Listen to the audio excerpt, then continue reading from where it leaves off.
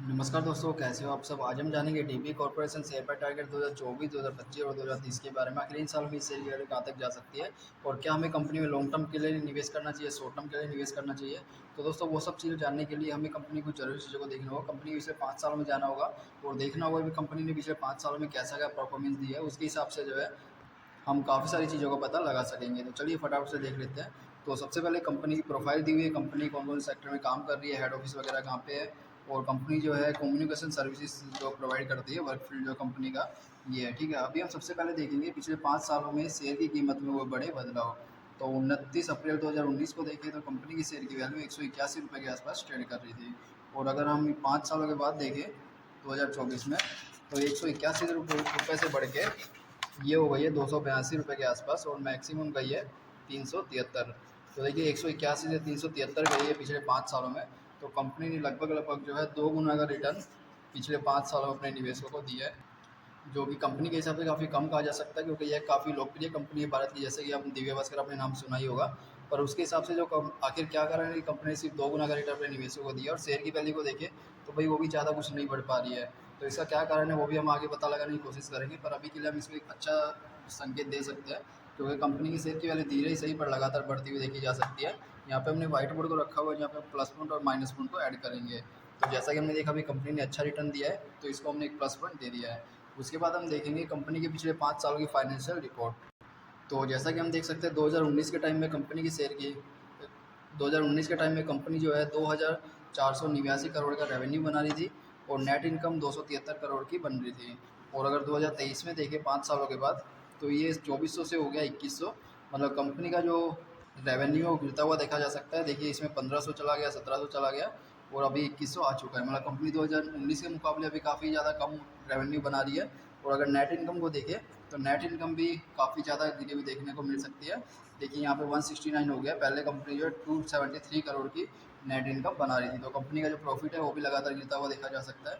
तो यानी जो कंपनी है फाइनेंशियल रूप से गिरती हुई देखी जा सकती है। तो ये एक अच्छा संकेत नहीं है निवेशकों के लिए, तो हमने इसको एक माइनस पॉइंट में ऐड कर दिया है। उसके बाद हम देखेंगे कंपनी की संपत्ति में होने वाले फेरफार। कंपनी की संपत्ति हैं जो कंपनी के एसेट्स होते हैं, जिसकी मदद से कंपनी रेवेन्यू को बना रही है।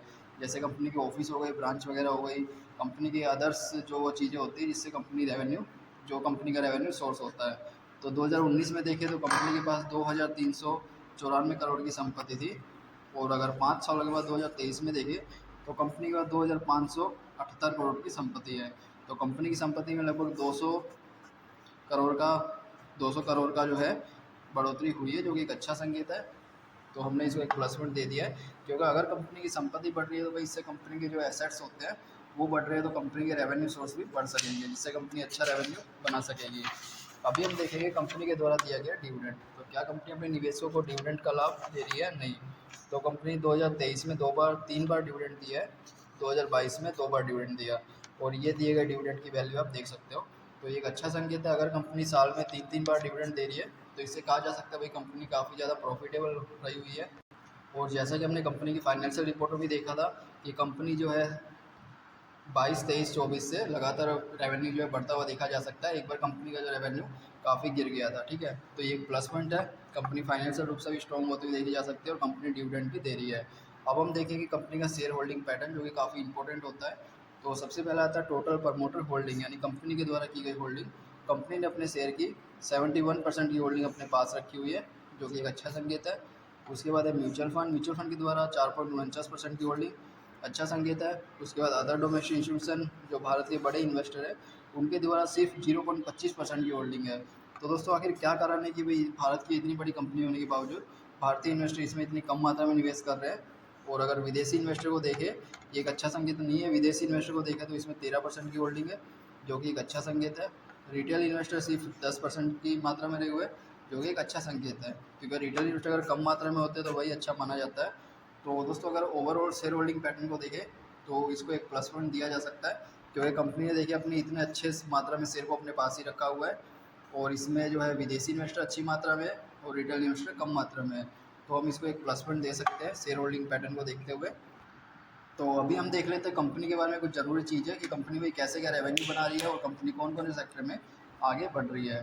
तो इसमें फटाफट से देख लेते हैं। कंपनी की शुरुआत जो है 27 अक्टूबर 1995 में हुई थी और कंपनी जो है पब्लिशिंग के सेक्टर में काफ़ी सालों का अनुभव रहा हुआ है कंपनी को।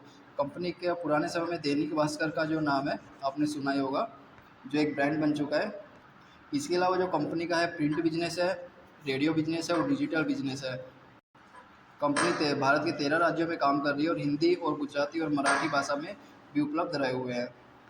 अगर रेडियो बिजनेस की बात करें तो कंपनी के रेडियो बिजनेस में जो 94.3 माई एफएम है, जो कि काफ़ी आपने सुना ही होगा, वो कंपनी के द्वारा चालू किया गया था। और कंपनी के इसके अलावा जो है 20 प्लस रेडियो चैनल पर कंपनी काम कर रही है और कंपनी के 6 डिजिटल पोर्टल्स है और 4 मोबाइल ऐप्स भी रहे हुए हैं, जिसकी मदद से कंपनी रेवेन्यू को काफ़ी अच्छा रेवेन्यू बना पा रही है डिजिटल मार्केटिंग से। ठीक है, अभी हम बात करते हैं प्लस पॉइंट और माइनस पॉइंट की। तो हमें इसमें 4 प्लस पॉइंट देखने मिले और एक माइनस पॉइंट देखने मिला, जो कि निवेशकों के लिए एक अच्छा संकेत है। और जैसे जैसे हमें अपडेट मिलती रहेगी हम आपके साथ भी अपडेट करते रहेंगे। इसलिए चैनल को सब्सक्राइब कर लें, वीडियो को लाइक करें। तो चलिए मिलते हैं नेक्स्ट वीडियो में।